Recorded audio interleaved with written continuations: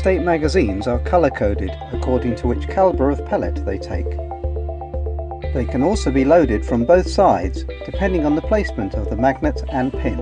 Look closely and you'll see each mag has 2 holes on each side for the pin.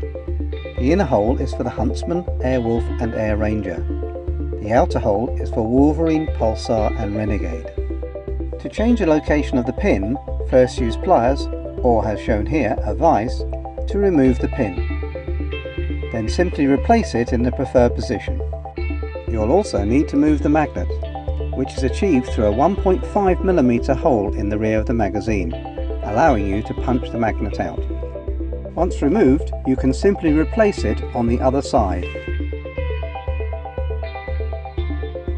We recommend where possible that you retain left-hand entry of the magazine.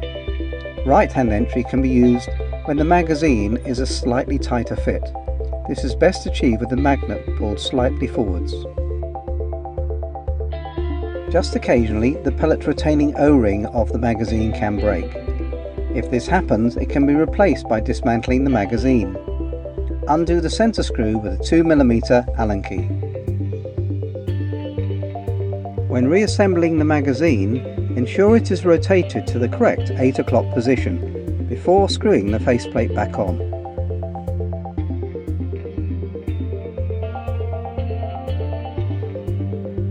And you're ready to go.